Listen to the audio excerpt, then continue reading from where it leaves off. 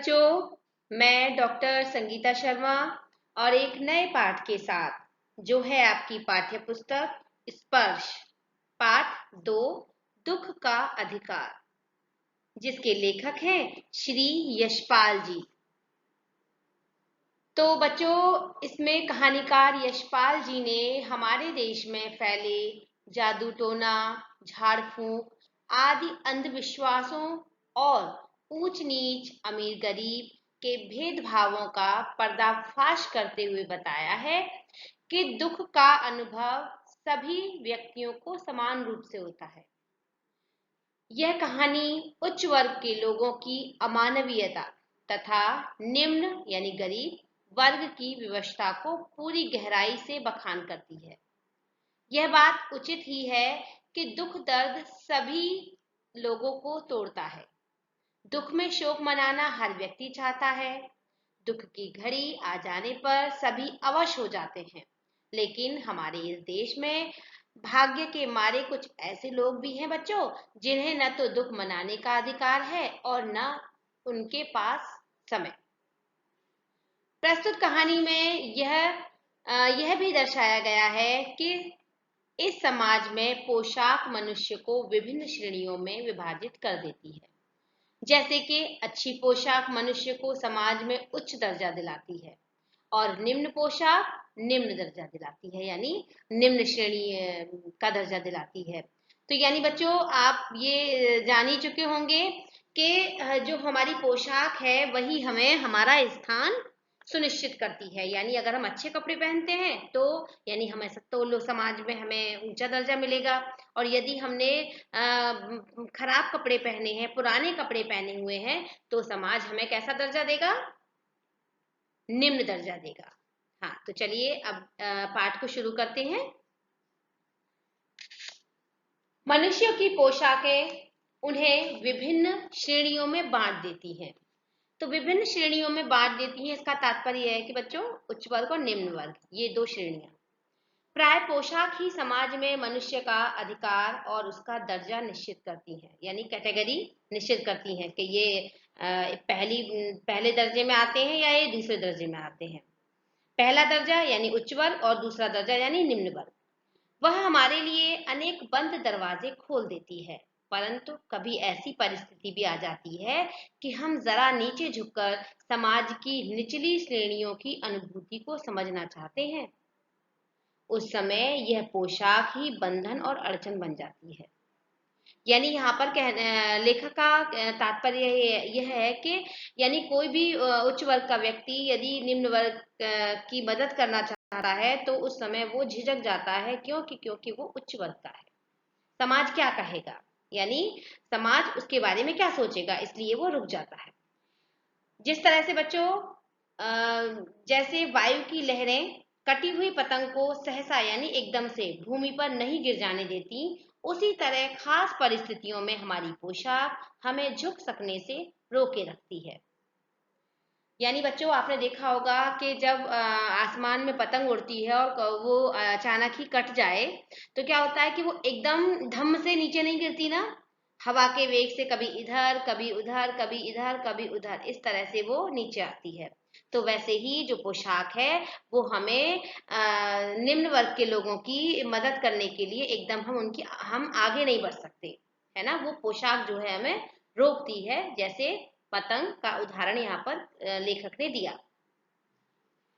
बाजार में फुटपाथ पर कुछ खरबूजे डलिया में हम पाठ शुरू कर रहे हैं बच्चों। बाजार में फुटपाथ पर कुछ खरबूजे डलिया में और कुछ जमीन पर बिक्री के लिए रखे जान पड़ते हैं। यानी बच्चों, जब लेखक जो है बाजार जाते हैं तो वहां पर वो क्या क्या देखते हैं, उन्होंने क्या क्या देखा, क्या अनुभव किया उन्होंने, तो वो यहाँ पर दर्शाया गया है। खरबूजों के समीप एक अधेड़ उम्र की औरत बैठी रो रही है। अधेड़ यानी न तो वो जवान है न बूढ़ी है, और वो बीच की उम्र की है, तो वो हो गया बच्चों अधेड़ उम्र की औरत। तो खरबूजे बिक्री के लिए थे, परंतु उन्हें खरीदने के लिए कोई कैसे आगे बढ़ता, यानी कोई उन्हें खरीद नहीं रहा है। खरबूजों को बेचने वाली तो कपड़े से मुंह छिपाए सिर को घुटनों पर रखे फफक फफक कर रो रही थी।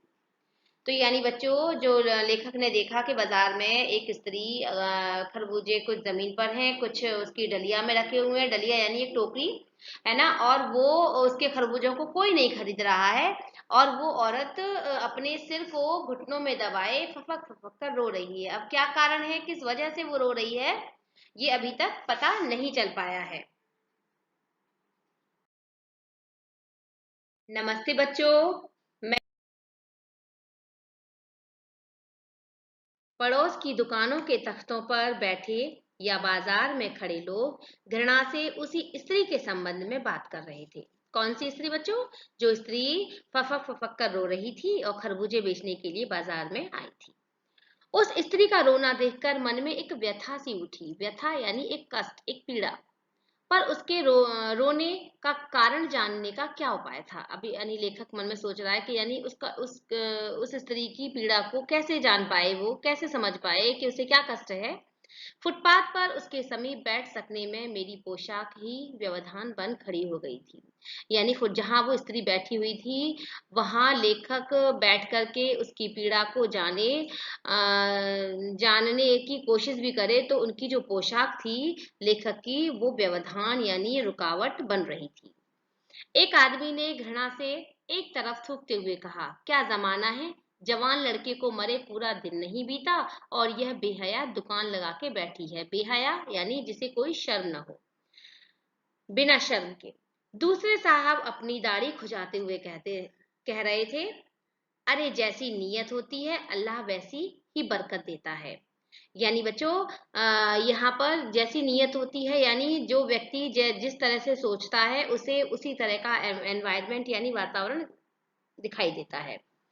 सामने के फुटपाथ पर खड़े एक आदमी ने दिया सलाई की तीली से कान खुजाते हुए कहा, अरे इन लोगों का क्या है, ये कमीने लोग रोटी के टुकड़ों पर जान देते हैं। इनके लिए बेटा बेटी, खसम लुगाई, धर्म ईमान सब रोटी का टुकड़ा है। परचून की दुकान पर बैठे लाला जी ने कहा, अरे भाई, उनके लिए मरे जिए का कोई मतलब न हो, पर दूसरों के धर्म ईमान का तो ख्याल रखना चाहिए। जनाब, बेटे के मरने पर 13 दिन का सूतक होता है। यानी सूतक होता है बच्चों, किसी भी व्यक्ति के घर में यदि कोई बच्चा पैदा होता है, तो और या फिर किसी भी व्यक्ति के घर में कोई खत्म हो जाए या मृत्यु हो जाए, तो उसके घर में 13 दिन का सूतक होता है। तो यानी सूतक में होता क्या है कि यानी 13 दिन तक उसके घर में कोई भी काम पूजा पाठ का, कोई भी व्यक्ति, धर्म पुरुष कोई भी आकर के उसके घर में खाना नहीं खाएगा, है ना, तो वो सूतक होते हैं बेटा, 13 दिन के। और वह लड़का वह यहाँ सड़क पर बाजार में आकर खरबूजे खरबूजे बेचने बैठ गई है। हजार आदमी आते हैं जाते हैं, कोई क्या जानता है कि इसके घर में सूतक है। कोई इसके खरबूजे खा ले तो उसका ईमान धर्म कैसा रहेगा, यानी उसका ईमान धर्म जो है वो खत्म हो जाएगा, भ्रष्ट हो जाएगा, है ना। यानी किसी को वो आदमी जो कह रहे हैं, जो आस पड़ोस की दुकान वाले हैं, वो क्या कह रहे हैं कि यानी किसी को तो नहीं पता कि इसका जवान बेटा मर गया है और ये आ गई है यहाँ पर खरबूजे बेचने के लिए, है ना। तो उसका जो ईमान धर्म है, यदि कोई इसके खरबूजे खा लेगा तो ईमान धर्म जो है वो भ्रष्ट हो जाएगा। क्या अंधेर है। पास पड़ोस की दुकानों से पूछने पर पता लगा, किसको पता लगा? लेखक को। उसका 23 बरस का जवान लड़का था। घर में उसकी बहू और पोता पोती। पोता पोती यानी बेटे की जो बहू है, उसके बच्चे। लड़का शहर के पास 1.5 बीघा जमीन में कछियारी करके परिवार का निर्वाह करता था। निर्वाह यानी गुजारा। कछियारी होता है बच्चों, जहां पर सब्जी वगैरह बोई जाती हैं, उसे कछियारी बोलते हैं। खरबूजों की डलिया बाजार में पहुंचाकर कभी लड़का स्वयं सौदे के पास बैठ जाता तो कभी माँ बैठ जाती। यानी कभी कभी क्या होता है, यानी 1.5 बीघे में वो कछियारी करते थे, सब्जी वगैरह बो करके अपने परिवार का पालन पोषण करता था वो लड़का। तो कभी माँ शहर जा करके सब्जियां बेच लेती थी, तो कभी उसका बेटा। लड़का परसों सुबह मुंह अंधेरे यानी अर्ली मॉर्निंग, बहुत जल्दी, जल्दी 4 बजे करीब। लड़का परसों सुबह मुंह अंधेरे बेलों में से पके खरबूजे चुन रहा था। गीली मेड़ की तरावट में विश्राम करते हुए एक सांप पर लड़के का पैर पड़ गया। यानी सुबह सुबह, यानी जब कुछ भी चीजें दिखाई नहीं देती, बहुत हल्का हल्की धुंध रहती है, तो उस समय वो खरबूजों को चुन रहा था। और उस वहीं पर मेड़ मेड़ होती है बच्चों, जो जहाँ पर एक उठा हुआ भाग होता है ना खेत का, तो वो एक पतली सी उठी उठी हुई लाइन, उसे कहते हैं मेड़। तो वहीं पर पानी की तरावट में है ना, गीली मिट्टी की गीली मेड़ की तरावट में, तरावट यानी वहां पर पानी धरती जमीन ने सोख लिया था और वहां पर ठंडक हो गई थी, तो वहीं पर एक सांप जो है वो विश्राम कर रहा था, सो रहा था। सांप ने और क्या हुआ, और फिर उसी समय जब सांप सो रहा है और उसी समय उस लड़के का पैर अनजाने में वो उसके ऊपर पड़ा, और जैसे ही उसके ऊपर पड़ा उसने उसको ढस लिया। सांप ने लड़के को ढस लिया। लड़के की बुढ़िया, यानी लड़के की बुढ़िया माँ बावली होकर ओझा को बुला लाई। अब बावली होकर के, यानी उसे उसके पास कोई और उपाय नहीं दिखा, वो एकदम पागल हो गई, बहुत उसे सदमा पहुंच गया। तो वो क्या, किसे बुला लाई, फटाफट से जाकर के ओझा को, ओझा यानी जो झाड़ फूंक करते हैं, और उसको बुला लाई। झाड़ना फूकना हुआ, यानी उसका उसने झाड़ना फूकना करवाया। नागदेव की पूजा हुई, उस समय नागदेव की पूजा भी करवाई। पूजा के पूजा के लिए दान दक्षिणा चाहिए, यानी बच्चों कोई भी व्यक्ति पूजा पाठ कोई फ्री में नहीं करता, उसके लिए भी वो पैसा उसे देना पड़ता है। तो पूजा पाठ के लिए दान दक्षिणा भी चाहिए। घर में जो कुछ आटा और जो भी कुछ सामान था, वो जो भी यानी आटा और अनाज अनाज था, दान दक्षिणा में उठ गया। यानी वो सब क्या हुआ कि उसकी दान दक्षिणा में वो सब चला गया। पड़ोस की दुकानों के तख्तों पर बैठ, घर में जो कुछ आटा और अनाज था दान दक्षिणा में उठ गया। यानी जो भी घर में बचा हुआ था, अनाज दाल जो भी कुछ था, वो सब ओझाओं को दान दक्षिणा में चला गया। बहू और बच्चे भगवाना से लिपट लिपट कर रोए, लेकिन फिर भी क्या है, वो माँ अपने बेटे को बचा न सकी, और अंत अंत अंत समय पर वो उसकी माँ और उसकी बहू, यानी उस भगवाना की पत्नी और उसके बच्चे उससे लिपट लिपट कर खूब रोए। पर भगवाना जो एक दफे चुप हुआ तो फिर न बोल सका, यानी फिर वो बोला नहीं, यानी एक बार उसकी बोलती बंद हुई जब, तो वो दोबारा उसने कुछ भी एक शब्द भी नहीं बोला। सर्प के विष से उसका सारा बदन काला पड़ गया था। यानी बच्चों, जब सांप डसता है और जब किसी व्यक्ति की सांप के काटने से मृत्यु हो जाए ना, तो वो पूरा शरीर उसका काला पड़ जाता है, उसका शरीर, क्योंकि वो पूरे शरीर में जहर फैल जाता है। जिंदा आदमी जिंदा आदमी नंगा भी रह सकता है, परंतु मुर्दे को नंगा कैसे विदा किया जाए। यानी बच्चों, ये हमारे समाज की विडंबना है कि यानी अगर कोई व्यक्ति समाज में जीवित है तो वो नंगा भी रह सकता है, लेकिन जब किसी भी व्यक्ति की मृत्यु हो जाती है तो उसको एक सफेद रंग की चादर में उड़ा करके, ढक करके ही विदा किया जाता है। यानी तो उसके लिए तो बजाज की दुकान से नया कपड़ा लाना ही होगा, यानी कि घर में कुछ पैसा हो या ना हो, उसके लिए चाहे उसके लिए माँ के हाथों की छननी कंगना ही क्यों न बिक जाए, यानी कुछ भी हो जाए वो कपड़ा तो लाना ही होगा। यानी बजाज की दुकान से, बजाज यानी वो स्थान बच्चों जहाँ पर कपड़े वगैरह बेचते हैं, तो वो तो लाना ही होगा। भगवाना परलोक चला गया। परलोक यानी इस लोक से दूसरे लोक। घर में जो कुछ भी चूनी भूसी थी सो उसे विदा करने में चली गई। यानी अब जो घर में बचा हुआ है, जो कुछ भी अब थोड़ा बहुत बचा, वो क्या हुआ, उसको विदा करने में चला गया, यानी उसका अंतिम संस्कार करने में वो सब खर्च हो गया। बाप नहीं रहा तो क्या, लड़के सुबह उठते ही भूख से बिलबिलाने लगे। यानी बच्चों, यानी भगवाना तो अब परलोक चला गया, लेकिन उसके बच्चे तो हैं, यानी जो जिंदा है उसे तो, उन लोगों को तो भूख लगेगी, यानी भगवाना तो अब रोटी मांगने आएगा नहीं, है ना। लेकिन जो व्यक्ति उसके परिवार में जो हैं, वो तो अब उनके लिए तो खाना चाहिए। तो यानी अब बच्चे जो थे वो भूख से बिलबिलाने लगे। दादी ने उन्हें खाने के लिए खरबूजे दे दिए। यानी दादी ने जो घर में खरबूजे रखे हुए थे वो उन्हें दे दिए। लेकिन बहू को क्या देती? बहू का बदन बुखार से तवे की तरह तप रहा था। यानी बहू को, जो भगवाना की जो पत्नी थी, उसको बुखार बुखार आ गया। और कितना तेज बुखार, जैसे जब रोटी बनाते समय तवा इतना गर्म होता है ना, उसी उतना ही गर्म उसका शरीर हो रहा है बुखार से। अब बेटे के बिना बुढ़िया को दुअन्नी भी कौन उधार देता? यानी यहाँ पर बच्चों दुअन्नी यानी ये एक पैसा है, जैसे 1 रुपया 2 रुपया अब ये चलते हैं, पहले दुअन्नी और चवन्नी ये सिक्के हैं, सिक्कों की बातें हो रही हैं।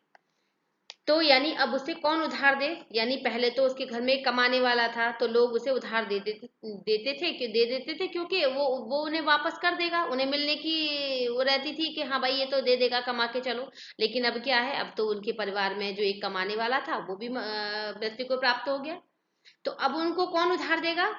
बुढ़िया रोते रोते और आंखें पोंछते पोंछते भगवाना के बटोरे हुए खरबूजे डलिया में समेटकर बाजार की ओर चली। और चारा भी क्या था?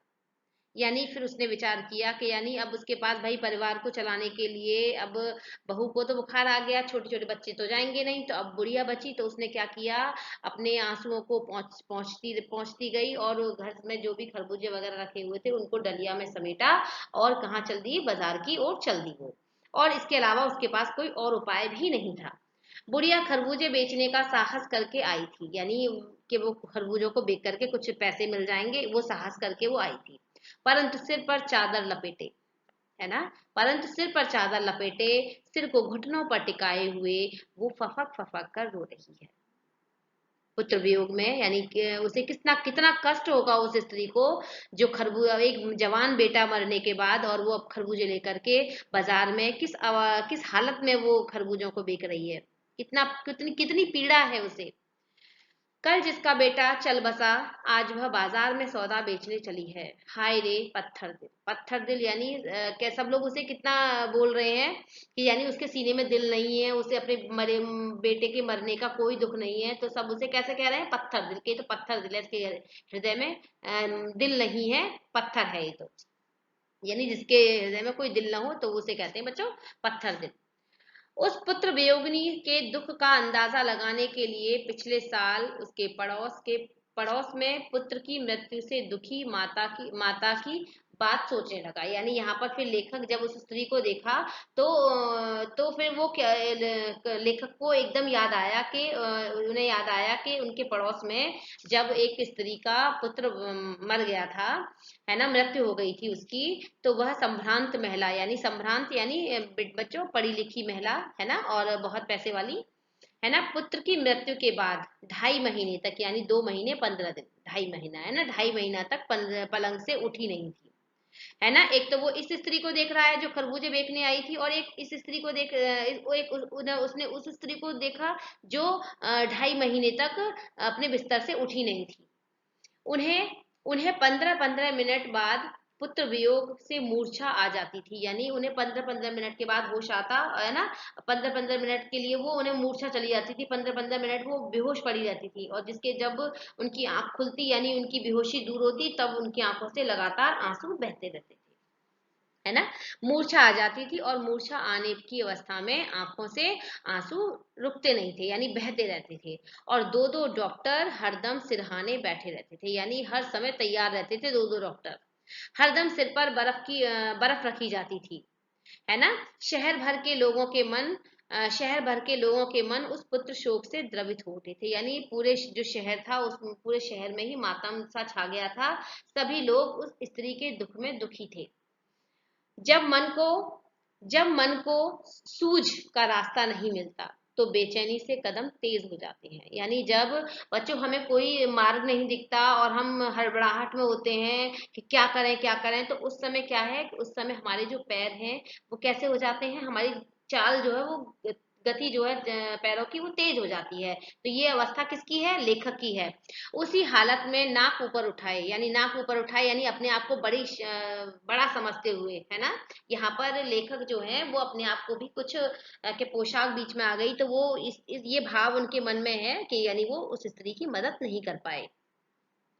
तो नाक ऊपर उठाई, नाक ऊपर उठा करके यानी बच्चों इसका मतलब ये है कि यानी अपनी शान बखानते हुए, है ना। राह चलतों से ठोकरें खाता मैं चला जा रहा था, सोच रहा था, शोक करके, शोक करने गम मनाने के लिए भी सहूलियत चाहिए। यानी उस स्त्री के पास सहूलियत थी, है ना, तो वो शोक मना सकती थी अपने बच्चे को, बच्चे की मृत्यु पर, लेकिन भगवाना की जो माँ थी उसके पास सहूलियत नहीं थी, सुविधाएं नहीं थी, तो वो शोक नहीं मना पाई और तुरंत कहाँ गई, बाजार में अपने बच्चों के लिए कुछ पैसा मतलब प्राप्त कर सके, उसकी वजह से तभी तो वो खरबूजे बेचने के लिए गई। तो सहूलियत चाहिए, और दुखी होने का भी अधिकार हर एक किसी को नहीं होता बच्चों, यानी कि दुखी भी वही व्यक्ति हो सकता है जिसके पास सहूलियत है, सुविधाएं हैं।